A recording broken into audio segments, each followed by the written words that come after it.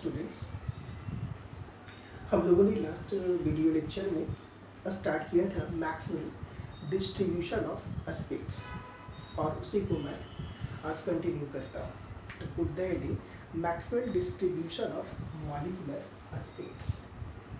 Today's topic is Maxwell distribution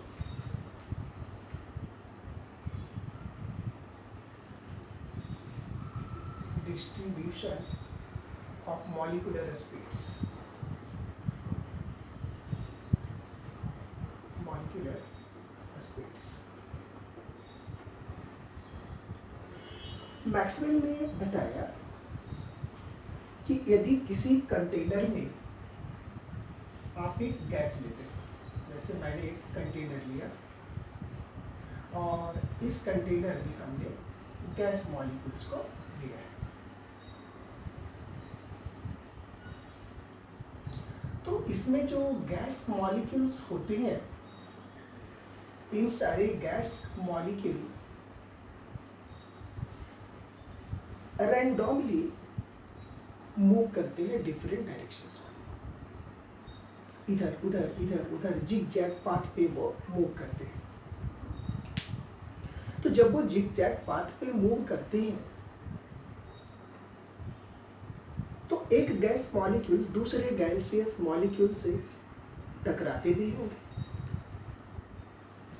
तो जब एक गैसियस मॉलिक्यूल दूसरे गैसियस मॉलिक्यूल से टकराता है तो टकराने के पहले वह कुछ डिस्टेंस ट्रैवल करता है जो कि स्ट्रेट लाइन में होता है। उस डिस्टेंस को फ्री पाथ कहते हैं। उसको क्या कहते हैं? Free path. इसको मैं एक छोटा डायग्राम बनाता हूँ, उसी में मैं दिखाता हूँ।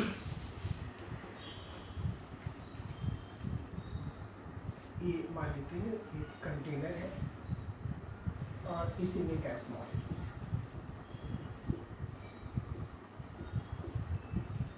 तो ये सारे गैसेस मॉलिक्यूल डिफरेंट डायरेक्शंस में डिफरेंट वेलोसिटी से इधर उधर मूव करते हैं। गैस मॉलिक्यूल एक ही है, गैस एक ही है, लेकिन उनके डिफरेंट मॉलिक्यूल की स्पीड भी डिफरेंट होती है, वेलोसिटी भी डिफरेंट होती है। तो ये गैस मॉलिक्यूल, जैसे ये गैस मॉलिक्यूल है, कभी इस डायरेक्शन में गया तो ये इधर इससे टकराएगा, कभी ये भी हो सकता है ये इधर चला गया तो ये इससे टकराएगा, कभी ये हो सकता है यहाँ चला गया तो इससे टकराएगा। तो ये जिग जैग पाथ में ये मूव करते हैं। तो ये जो दो एक कॉलिजन के बीच में, जैसे ये गैस मॉलिक्यूल्स यहाँ से आए थे, इस मॉलिक्यूल के साथ में टकराए थे, इन दोनों के बीच में एक स्ट्रेट लाइन ट्रेवल हुआ, straight line. This straight line is called free path. इसको क्या कहते हैं? Free path. और डिफरेंट एक गैस मॉलिक्यूल्स यहाँ फ्री पाथ, यहाँ पर डिफरेंट फ्री पाथ्स का जब एवरेज लेते हैं तो उसको बोलते हैं एवरेज मीन फ्री पाथ या मीन फ्री पाथ और एवरेज पाथ। तो जब एक गैस यानी कि किसी कंटेनर में जब आप गैस मॉलिक्यूल लेते हैं तो वह गैस मॉलिक्यूल एक दूसरे गैसियस मॉलिक्यूल्स के साथ में टकराते हैं। कंटिन्यूअसली वो कॉलिजन उनके बीच में होते रहता है। और कॉलिजन होने के कारण क्या होता है? कुछ गैसियस मॉलिक्यूल की स्पीड बहुत ज़्यादा हो जाती है और कुछ गैसियस मॉलिक्यूल की स्पीड बहुत कम हो जाती है, और कुछ गैसियस मॉलिक्यूल की स्पीड इसी बहुत कम और बहुत ज़्यादा वाले मॉलिक्यूलर स्पीड के मिडिल में रह जाती है। यानी मैक्सवेल ने बताया एट ए पार्टिकुलर टेम्परेचर, ठीक है, different gaseous molecules, different molecules of a gas having not a same velocity, same speed. तो कुछ गैसियस मॉलिक्यूल की स्पीड बहुत ज़्यादा हो जाती है, कुछ गैसियस मॉलिक्यूल की स्पीड बहुत कम हो जाती है, कुछ की इनके बीच में होती है। तो जिस गैसियस मॉलिक्यूल की स्पीड बहुत ज़्यादा होगी, अब जैसा आप लोग देखते हैं मान लेते हैं इसमें जो गैसियस मॉलिक्यूल्स थे वो n गैसियस मॉलिक्यूल्स थे या n नॉट थे, एवोगाड्रो नंबर Na इसमें गैसियस मॉलिक्यूल्स है। अब इसमें से कुछ गैसियस मॉलिक्यूल्स की वेलोसिटी ज़्यादा, कुछ की बहुत कम, कुछ की उसके मिडिल में, तो उसको ऐसा हम लोग दिखाते हैं।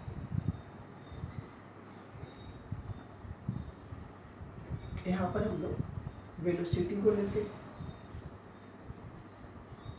ऑफ गैस मॉलिक्यूल, यहाँ हम लोग फ्रैक्शन ऑफ गैस मॉलिक्यूल्स लेते हैं। मान लेते हैं ये n बाई n नॉट है, fraction of gas molecules, fraction of gas molecule, gas molecule. ठीक से समझेंगे, यहाँ हमने total gas molecules n not लिया, लेकिन इन सारे गैसियस मॉलिक्यूल की स्पीड और वेलोसिटी सेम नहीं होती है। इनमें से कुछ गैसियस मॉलिक्यूल की स्पीड बहुत ज़्यादा होती है, कुछ की स्पीड कम होती है, और कुछ गैसियस मॉलिक्यूल की स्पीड इन दोनों के मिडिल में होती है, राइट। तो टोटल गैस में से, टोटल गैसियस मॉलिक्यूल में से ही ना कुछ का स्पीड ज़्यादा होगा, कुछ का कम होगा, तो वही यह है फ्रैक्शन ऑफ गैस मॉलिक्यूल्स। तो इसको हम लोग ऐसे दिखाते हैं।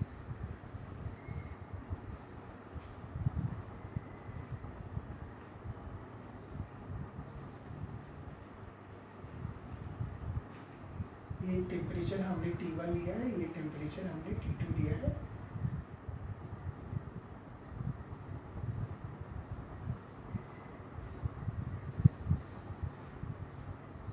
और इफ T1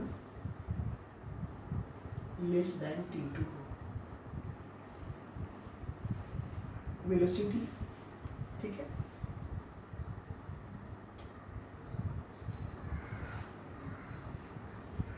तो यहाँ पर ये जो वेलोसिटी है ये गैस मॉलिक्यूल्स की, ये मैक्स ज़्यादा से ज़्यादा गैसेस मॉलिक्यूल्स फॉलो कर रहे हैं। इसको देखिए, यहाँ से ज़्यादा से ज़्यादा गैस मॉलिक्यूल फॉलो कर रहे हैं, तो ये कहलाएगा मैक्सिमम मोस्ट प्रोबेबल स्पीड और मोस्ट प्रोबेबल वेलोसिटी। ये कहलाएगा मोस्ट प्रोबेबल स्पीड। यदि वेलोसिटी में कंसीडर करेंगे, वेलोसिटी,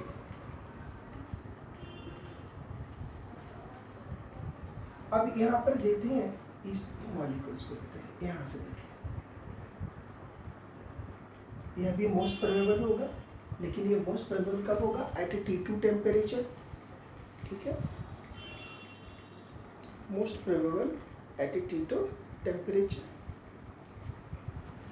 और ये हो गया, यहाँ पर ये होगा, इन दोनों के बीच में जितने भी होगा, ये वाली जो वेलोसिटी होगी,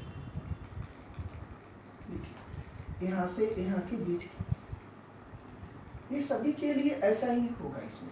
तो पहले चलिए तो यहाँ के लिए ये हो गया आपका RMS वेलोसिटी, यानी RMS, ये इसको बोल सकते हैं URMS, इसको बोलते हैं रूट मीन स्क्वायर वेलोसिटी, और ये बीच वाले को बोलते हैं एवरेज वेलोसिटी। ये होगा average velocity, UAV, average velocity, और ये मोस्ट प्रोबेबल वेलोसिटी, ये इसको बोलते हैं U, ठीक है, UMP, मोस्ट प्रोबेबल वेलोसिटी। तो ये तीन तरह की वेलोसिटी हो गई, most probable velocity, average velocity, और ये रूट मीन स्क्वायर वेलोसिटी। ये जो हो गई वो रूट मीन स्क्वायर वेलोसिटी, तीन तरह की गैसियस मॉलिक्यूल्स की स्पीड पाई गई। ऐसा देखा गया कि जब टेम्परेचर को इंक्रीज करते हैं, ठीक है, तो ये देखिए, तो over fraction of the gaseous molecules, जिनका की जो कि सबसे ज़्यादा स्पीड्स था, जो सबसे ज़्यादा फॉलो कर रहा था, जिस वेलोसिटी को ज़्यादा से ज़्यादा गैस मॉलिक्यूल फॉलो कर रहे थे, वो घट गए, यानी कि मोस्ट प्रोबेबल से चले आए कुछ RMS में, और RMS से चले गए कुछ एवरेज में चलेगा, फिर वो RMS में चलेगा। यानी टेम्परेचर बढ़ाने से ये ग्राफ जो होता है धीरे धीरे और ये फ्लैट होता चला जाता है। अब आप यहाँ देख लीजिए, इससे यहाँ से आप ऐसे देखिए, सेम टेम्परेचर देखिए, सेम टेम्परेचर पे वेलोसिटी, टेम्परेचर बढ़ा दिए तो ये फ्रैक्शन ऑफ द मॉलिक्यूल घट गया, इसमें फ्रैक्शन ऑफ द मॉलिक्यूल्स ज़्यादा थे, यानी टेम्परेचर कम होंगे, ठीक है। तो टेम्परेचर बढ़ाने से जो मोस्ट प्रोबेबल स्पीड वाले जो गैसियस मॉलिक्यूल्स हैं वो आगे की ओर मूव कर जाते हैं, और उनका जो एरिया है अंडर द कर्व ये इस बात को बताता है कि इसमें देखिए ज़्यादा से ज़्यादा मॉलिक्यूल्स प्रेजेंट हैं। टेम्परेचर बढ़ा दिए तो इसमें बहुत कम मॉलिक्यूल्स प्रेजेंट हैं। तो इस तरह से हम लोग दिखा सकते हैं। तो ये 3 तरह की वेलोसिटी हो गई, most probable velocity, RMS velocity और एवरेज वेलोसिटी। तो देखिए, तो ये इन सभी की वैल्यू है, आप सभी को याद रखना है, URMS, इसको बोलते हैं root mean square velocity, root mean square velocity, और इसकी वैल्यू होती है root under 3RT by m। हम लोग ये जानते हैं कि PV equal to nRT, since PV equal to nRT for n mole of gas, और for 1 mole of gas PV equal to RT। तो RT की वैल्यू PV यहाँ हम लोग ऐसे लिख सकते हैं, therefore URMS root mean square velocity equal to 3RT by m equal to root under 3PV by m। इसको आप ऐसे लिख सकते हैं, इसे आपको याद रखने हैं। केमिस्ट्री में बहुत ज़्यादा और इसका काम है फॉर्मूले का यूज होगा, आप याद रखेंगे इन सारे फॉर्मूले को। ये रूट मीन स्क्वायर वेलोसिटी, अब देखिए इसको, ये हो गया root mean square velocity equation 1।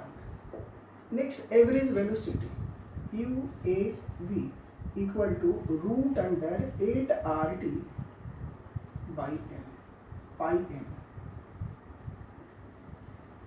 Root under 8RT by pi m, average velocity. RT equal to PV भी लिख सकते हैं पहली इक्वेशन की तरह, equation 2। Next most probable velocity, UMP, most probable velocity that is equal to root under 2RT by m। इन सभी को जो फॉर्मूले हैं उसे आप केवल याद रखेंगे।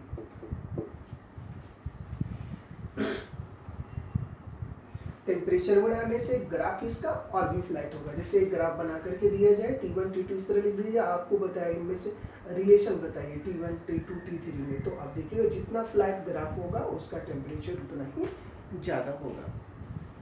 नेक्स्ट है relation between RMS velocity, average velocity, most probable velocity. The relation between therefore, next therefore relation alpha most probable velocity, V average velocity is to V average velocity और U root mean square velocity 1:1:1:8 1.128, इसको point कर दीजिए,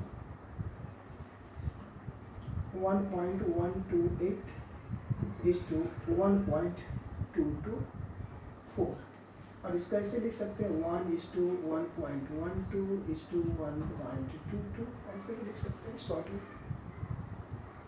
तो ये हो गया relation between alpha is to V is to U। Alpha क्या हुआ, मोस्ट प्रोबेबल वेलोसिटी, अल्फा यानी मोस्ट प्रोबेबल वेलोसिटी, ये इसी को हम लोग क्या अल्फा लिखेंगे, ठीक है। ये एवरेज वेलोसिटी, इसको V लिखेंगे, ठीक है, और RMS वेलोसिटी को U, RMS वेलोसिटी। तो ये मैक्सवेल ने बताया कि जो गैस मॉलिक्यूल्स होते हैं उनकी सारे एक ही गैस के सभी मॉलिक्यूल्स की स्पीड सेम नहीं होते हैं एट ए पार्टिकुलर टेम्परेचर। क्यों नहीं होते हैं? क्योंकि गैसियस मॉलिक्यूल्स हमेशा डायनामिक स्टेट में होते हैं और वो एक गैसियस मॉलिक्यूल दूसरे गैसियस मॉलिक्यूल से लगातार टकराते रहते हैं, जिसके कारण कुछ गैसियस मॉलिक्यूल्स की स्पीड बढ़ती चली जाती है, कुछ की बहुत ही कम हो जाती है। ठीक है, नेक्स्ट है kinetic gas equation.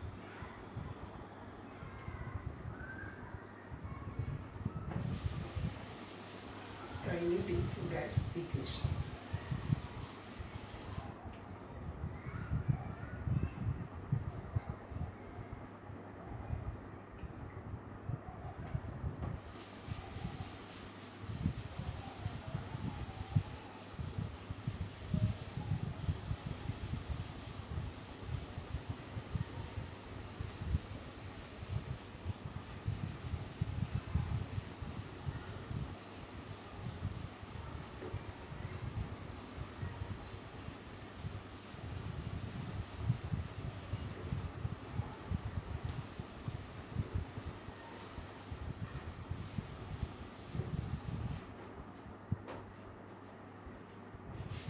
Kinetic gas equation. Kinetic gas equation.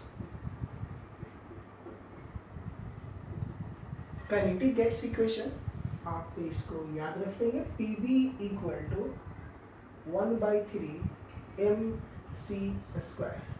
इसकी डेरिवेशन भी है, लेकिन आपको डेरिवेशन की कोई ज़रूरत नहीं है, इसलिए आप इसे याद रखेंगे। Where c equal to RMS velocity, RMS यानी root mean square velocity, RMS velocity. PV equal to 1/3 mc²। हम लोग न्यूमेरिकल्स बनाने में इन सभी का यूज हम लोग करेंगे।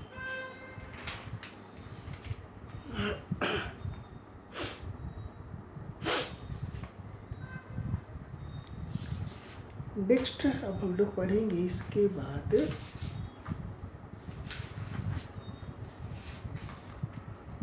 Liquefaction of gas and critical temperature. Next topic is liquefaction of gas and critical temperature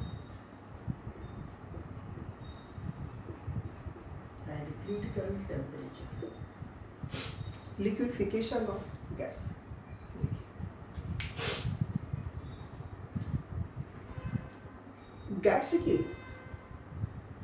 gas में प्रेशर होता है, गैस में टेम्परेचर होता है। तो ऐसा देखा गया है किसी भी गैस की टेम्परेचर जब घटाई जाती है, डिक्रीज की जाती है, तो एक टाइम आता है कि वो गैस लिक्विफाई हो जाता है, यानी वो गैस से लिक्विड में कन्वर्ट होना स्टार्ट हो जाता है।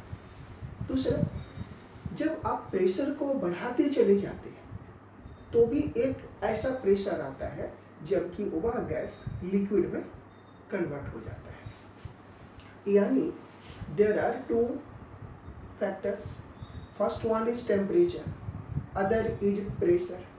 ठीक है, जो कि गैस को लिक्विफाई करने में हेल्प करता है। टेम्परेचर भी हेल्प करता है, प्रेशर भी हेल्प करता है। यानी टेम्परेचर को आप घटाएंगे तो भी गैस का लिक्विफिकेशन हो जाएगा, और प्रेशर आप बढ़ाएंगे तो भी गैस का लिक्विफिकेशन हो जाएगा। Means temperature and pressures, there are two factors that helps to liquefy the gas। लेकिन ऐसा देखा गया है कि यदि आप टेम्परेचर को हाई रखो, उसको लो ना करो, और प्रेशर को हाई करो, तो कुछ ऐसे भी गैसेस हैं जो कि टेम्परेचर को आप हाई रखते हो और प्रेशर आप कितना भी बढ़ा देते हो, फिर भी उस गैस का लिक्विफिकेशन पॉसिबल नहीं होता है। लेकिन जस्ट इसका अपोजिट, यदि प्रेशर काफ़ी हाई हो और टेम्परेचर को आप डिक्रीज कर रहे हो, तो वह गैस लिक्विफाई हो जाता है। यानी temperature and pressure, there are two factors which are used to liquefy the gas, which are responsible for the liquefaction of gas, but in between these two factors temperature is most important। इसलिए कहा गया क्योंकि temperature को यदि high करके pressure आप बढ़ा रहे हो तो गैस, कुछ ऐसे गैसेस हैं जो कि लिक्विफाई नहीं हो पाते, लेकिन उसी गैस को यदि प्रेशर को आप हाई रखते हो और टेम्परेचर आप डिक्रीज करते हो तो उनका लिक्विफिकेशन पॉसिबल होता है। इससे ये पता चलता कि टेम्परेचर एंड प्रेशर में टेम्परेचर इज मोस्ट इम्पॉर्टेंट। अब यहाँ पर एक बात आती है कि सर टेम्परेचर को घटाने से और प्रेशर को बढ़ाने से गैस लिक्विफाई आखिरकार क्यों हो जाता है, तो उसको समझते हैं। देखिए, हम लोगों ने पढ़ा था physical states of matter starting में। उसमें क्या था, on the basis of physical state matter में be classified into different classes, solid, liquid, gas. Generally we have classified matter in three physical state, solid, liquid, gas। अब इन तीनों में difference है। Solid में इंटरमॉलिक्यूलर फोर्स ऑफ अट्रैक्शन बहुत ज़्यादा, liquid में उससे कम, गैस में बहुत ही कम। तो गैस के मॉलिक्यूल्स काफ़ी दूर दूर होते हैं, उनके बीच में फोर्स ऑफ अट्रैक्शन नहीं होता, लेकिन जब आप प्रेशर लगा रहे हैं तो वॉल्यूम डिक्रीज करेंगे, गैस मॉलिक्यूल्स एक दूसरे के क्लोज आएंगे, फोर्स ऑफ अट्रैक्शन धीरे धीरे बढ़ना चालू होगा। और जब लिक्विड फेज में कन्वर्ट होने के लिए जितनी फोर्स ऑफ अट्रैक्शन की जरूरत है वो जब यहाँ एडजस्ट करने लगेगा तो now they converted into liquid state. Same temperature के साथ होता है। जब आप टेम्परेचर हाई करते हैं तो गैसेस मॉलिक्यूल का मूवमेंट बढ़ता है, टेम्परेचर आप डिक्रीज करते हैं तो गैसेस मॉलिक्यूल की स्पीड घटती है, घटते घटते वो स्लो डाउन होते चले जाते हैं और एक टाइम आता है कि उनके बीच का जो फोर्स ऑफ अट्रैक्शन है वो बढ़ जाता है, और जब बढ़ जाता है तो फिर वो लिक्विफाई होने स्टार्ट हो जाते हैं। गैस प्रेशर इंक्रीज करने से, टेम्परेचर डिक्रीज करने से वो लिक्विफाई होती हैं, लेकिन लिक्विफाई होने का मेन रीजन है उनके बीच का इंटरमॉलिक्यूलर फोर्स ऑफ अट्रैक्शन का बढ़ जाना, जो कि लिक्विड फेज में ऑपरेट्स करते हैं। तो यहाँ पर एक बात हो गई, तो liquefaction of gas, at which condition gas can be liquefied? At high pressure and low temperature gas can be liquefied। बात है समझ में? लेकिन जब गैस का लिक्विफिकेशन कौन सी, यानी कि वह गैस जिनका बीच का फोर्स ऑफ अट्रैक्शन बहुत ही स्ट्रांग होता है उनका लिक्विफिकेशन काफी आसान होगा। इससे पता चलता है क्योंकि लिक्विफिकेशन के लिए तो इंटरमॉलिक्यूलर फोर्स ऑफ अट्रैक्शन चाहिए, तो वह गैसेस जिनका फोर्स ऑफ अट्रैक्शन ज़्यादा होता है वह बहुत इजीली लिक्विफिएबल होते हैं। यानी इसका मतलब होता है कि पोलर गैसेस, इससे पता चला कि polar gases liquefy very easily, वो काफी इजीली वो लिक्विफाई हो जाते हैं पोलर गैसेस, क्योंकि उनके बीच का फोर्स ऑफ अट्रैक्शन ज्यादा होते हैं। यदि हम कुछ गैसेस हों जैसे CO, कार्बन मोनोऑक्साइड, H2, दो गैसेस, अब हमें कहा जाए कि इन दोनों में से कौन सी गैसेस इजीली लिक्विफाई होंगी, तो CO, क्यों? क्योंकि ये पोलर है और ये क्या नॉन पोलर है। यहाँ इसके लिए वैन डर वाल कांस्टेंट A का वैल्यू ज़्यादा है, इसके लिए A का वैल्यू कम है, यानी कि और A क्या स्टैंड्स करता था, इंटरमॉलिक्यूलर फोर्स ऑफ अट्रैक्शन।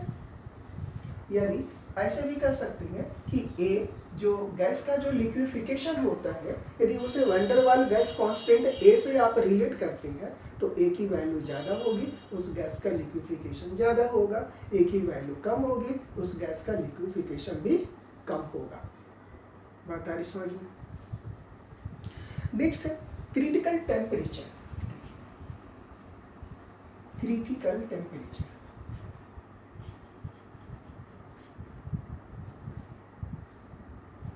अभी मान लेते हैं हमारे पास कोई एक गैस है, ठीक है, उसकी टेम्परेचर आप घटा रहे हैं, प्रेशर बढ़ा रहे हैं, टेम्परेचर घटा रहे हैं, तो ऐसा टेम्परेचर आएगा जिसके बाद वो उनका लिक्विफिकेशन स्टार्ट होगा, तो that temperature is called critical temperature of that gas. समझ में, उसे क्रिटिकल टेम्परेचर ऑफ गैस, उस समय में जो प्रेशर होगा क्रिटिकल प्रेशर, जो वॉल्यूम होगा वो क्रिटिकल वॉल्यूम। तो यहाँ से ये क्रिटिकल टेम्परेचर ऑफ गैस, यानी कि जिस टेम्परेचर के ऊपर में गैस लिक्विफिएबल नहीं है लेकिन बिलो इट बोलिए उसका लिक्विफिकेशन पॉसिबल है, तो उसको हम लोग क्या कहेंगे, क्रिटिकल टेम्परेचर। इसको TC लिखते हैं, that is equal to 2A/RB, इसकी वैल्यू होती है। Critical volume VC equal to 3B।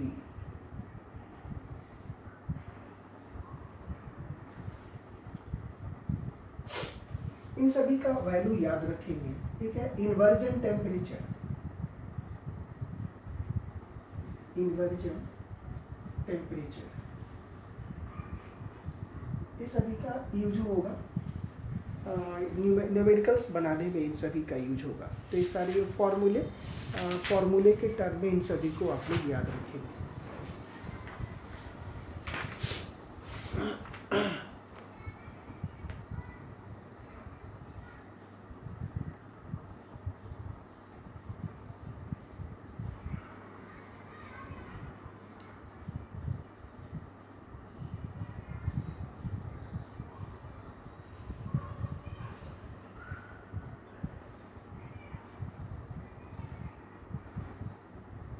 Critical temperature,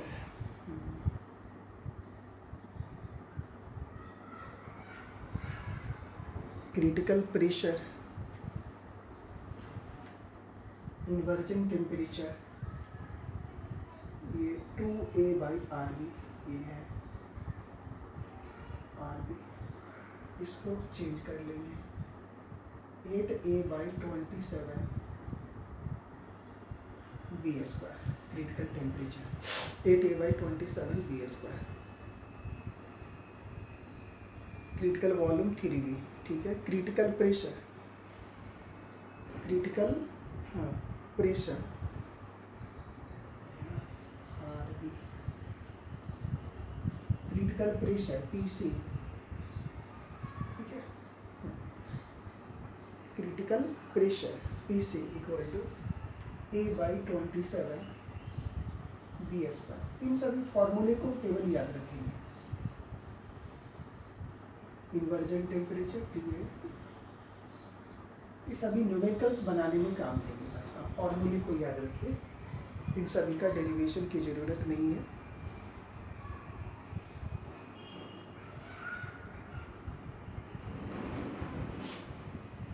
और हम लोग जानते हैं PV इक्वल टू NRT होता है, तो ये PC VC, PV critical pressure, critical volume, इन सभी की वैल्यू आप रखेंगे तो ये हो जाएंगे 3/8, वैल्यू रखने के बाद 3/8 RTC।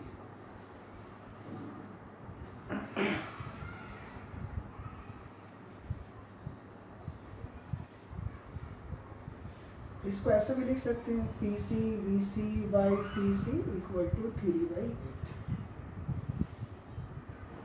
इन सभी की वैल्यू यहाँ सब्स्टिट्यूट कर देंगे तो 3/8 आ जाएगा। तो इन सभी को आप याद रखेंगे। इस चैप्टर में इतना ही था। अब हम लोग अगली क्लास में देखते हैं, इस पर बेस्ड कुछ न्यूमेरिकल प्रॉब्लम्स हम लोग कुछ करेंगे। Okay, thanks to all.